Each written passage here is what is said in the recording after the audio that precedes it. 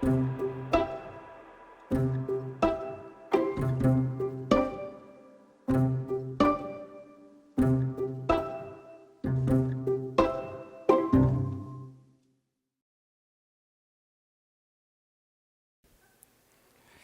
já parou para analisar que a forma como você vive hoje e realiza suas tarefas cotidianas mudou muito em relação às gerações passadas? Por exemplo, para pensar como era a forma de comunicação na época da sua avó e como a gente se comunica hoje. Muito provavelmente, na época da sua avó, ela se comunicava por meio de cartas, ou às vezes tinha um telefone fixo em casa que realizava algumas ligações telefônicas a um preço altíssimo. Fazer um DDD, vixe, nem pensar.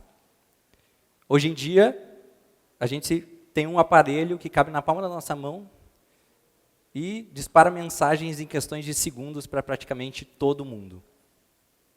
Ou, vamos parar para analisar o ambiente de trabalho. Na época da sua avó, grandes empresas, grandes indústrias, tinham máquinas pesadas, tinha muita gente em um mesmo ambiente de trabalho, fazendo processos de forma 100% manual. Hoje em dia, por muitas vezes, a gente não precisa nem estar no mesmo ambiente de trabalho da nossa equipe para entregar as tarefas que nos foram dadas. Realmente, muita coisa mudou no mundo. E está mudando em velocidades cada vez maiores. Até aqui, nenhuma novidade para ninguém. Afinal, a gente já percebe isso no nosso dia a dia. A gente já percebe isso no ambiente de trabalho. A gente já vê as notícias na TV falando sobre todas essas mudanças. Mas eu quero que vocês pensem em mais uma reflexão. Pensa como era a sala de aula na época da sua avó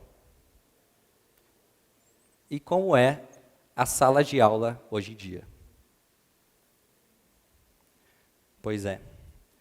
Apesar de todas as mudanças, um ponto muito importante segue praticamente inalterado: o nosso sistema de ensino. A gente segue utilizando um sistema de ensino que data da primeira Revolução Industrial e que muito se assemelha a fábricas daquela época. Para pensar. A gente continua fazendo com que os nossos alunos sentem em fileiras, copiem matéria do quadro, saiam para lanchar só quando tocam um sinal, aprendam matérias que muitas vezes não sabem onde vão utilizar na vida, e tudo isso sendo avaliado por meio de provas pontuais que avaliam a memória de curto prazo que ele tem, ou seja, o famoso decoreba. E não estão preocupados se ele aprendeu de fato alguma coisa ou não. Eu posso que se você perguntar para um aluno no dia seguinte o que ele lembra da matéria, muito provavelmente ele lembra muito pouco. Por outro lado, a gente vê uma enxurrada de reportagens, tendências, relatórios apontando como deveria ser uma educação do futuro. Uma educação mais prática, mais humanizada, uma educação que tem o aluno como um dos principais protagonistas dessa história e mais alinhada com o século atual. Mas por que será que a gente continua utilizando o mesmo sistema de ensino, apesar de todas essas mudanças? Por que a gente só aponta tendências para amanhã, mas não faz quase nada hoje? Foi buscando respostas para essas perguntas que há 8 anos atrás, após viver uma experiência impactante na minha vida, eu resolvi largar da engenharia, sim, eu sou formado em engenharia elétrica, para me dedicar a fundo no mundo da educação. Trabalhei como professor voluntário em escolas públicas na Sibéria, e de lá para cá comecei a buscar modelos que fizessem realmente sentido, não me prendendo a preconceitos ou a linhas pedagógicas que me obrigassem a seguir por aí.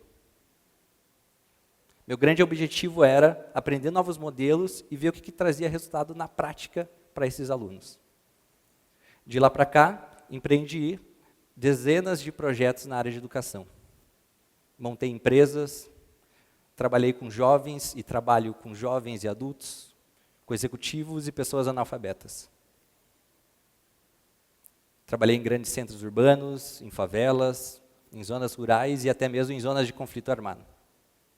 E descobri que mesmo em contextos tão diversos e públicos tão diferentes, alguns desafios se repetiam e que sim, era possível a gente propor um novo modelo de educação que ajudasse a gente a dar os primeiros passos para essa tão sonhada educação do futuro. O que eu quero compartilhar com vocês são os meus 3 principais aprendizados dessa jornada. O primeiro aprendizado é que, apesar de todo o avanço da tecnologia, ela não deve ser visto como uma solução final. Ela tem que ser um meio, uma ferramenta. Não adianta nada a gente ter uma lousa digital, um óculos de realidade virtual ou tablets e a gente continuar utilizando o mesmo sistema de ensino, fazendo o aluno copiar as matérias do quadro e decorar informações para uma prova. Modelos mais práticos, mais mão na massa, com objetivos claros, é muito mais eficiente do que o que a gente tem hoje. E enquanto a gente não começar a rever o sistema de ensino e a romper certos paradigmas, a gente vai continuar tendo uma distância gigantesca entre o que tem dentro da sala de aula e o que é cobrado no mundo ou no mercado de trabalho. E isso me faz lembrar o segundo grande aprendizado, que é, com exceção de algumas profissões e conhecimentos em específico, hoje em dia, muito mais do que um diploma formal, o que mais vale é a experiência que tu tem. A experiência que você tem é o que te torna único frente às outras pessoas. E para você adquirir essa experiência, não necessariamente você precisa ter um diploma formal. Muito pelo contrário. Descobri que hoje em dia a gente tem uma infinidade de possibilidades diferentes de aprender. De uma forma muito mais divertida e muito mais prazerosa. Por exemplo, eu queria aprender como criar um chatbot. Aqueles programinhas de computador que simulam um ser humano em uma conversação. Um caminho tradicional seria eu fazer uma faculdade na área de TI ou um curso longo na área de programação.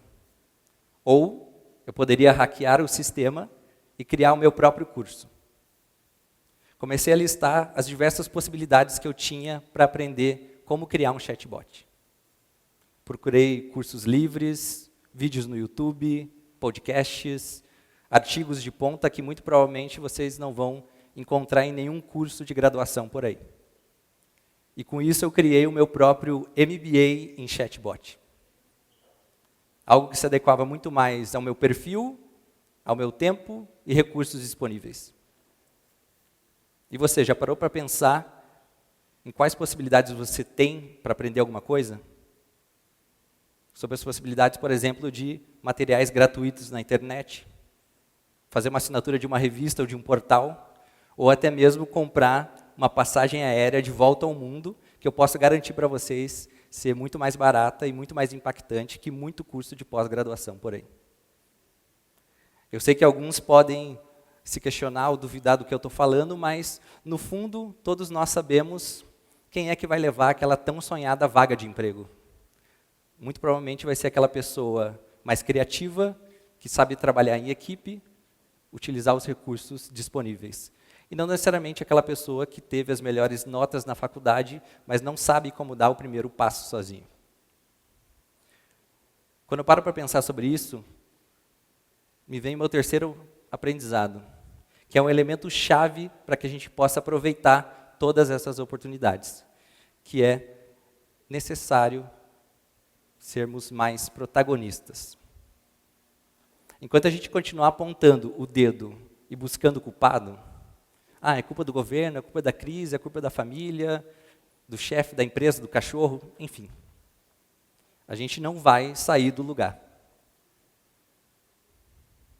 A gente precisa ser mais protagonista, a gente tem que dar os primeiros passos. Ao longo dessa jornada, conheci no mundo inteiro pessoas e projetos fantásticos que realmente fazem acontecer. Mas também conheci muita gente acomodada que senta em cima dos seus desafios, cruza os braços e espera um milagre acontecer. Se tornaram pessoas especialistas em apontar o dedo e buscar um culpado do alto das redes sociais. Como diria o tio Ben, o tio do Homem-Aranha, com grandes poderes vem grandes responsabilidades. E se você vê um problema, algo que te inquieta, você tem o poder de começar a pensar em soluções para aquilo. Quando eu penso isso, eu lembro uma última história, que é quando eu estava aprendendo a esquiar na Rússia, e eu me perguntava também como é que eu daria os meus primeiros passos na educação ao voltar para o Brasil. Eu ficava pensando assim, poxa, mas quem sou eu, um jovem engenheiro recém-formado, querendo fazer alguma coisa na área de educação? E aí teve um momento que foi muito marcante e se tornou uma grande filosofia para mim. Um belo dia, nunca me esqueço, o meu pai russo, eu morava em uma casa de família, ele chegou para mim e falou assim, Fernando, você até leva jeito para esquiar. Eu falei, nossa. O que está acontecendo é que você está com medo. Você está com medo de cair. Quando, na verdade, a queda, o erro, faz parte do aprendizado. Mas, se você começar a ir sem medo, você vai começar a perceber que você vai começar a acertar muito mais e errar muito menos. Quando ele falou isso, me deu um clique tão grande que eu comecei a rever muita coisa na minha vida. Por isso, sempre que bater aquele medinho em vocês, você ficar na dúvida se você deve ou não tirar aquela ideia do papel, Nikigoya neboish nashiná. Nunca tenha medo de começar. Obrigado.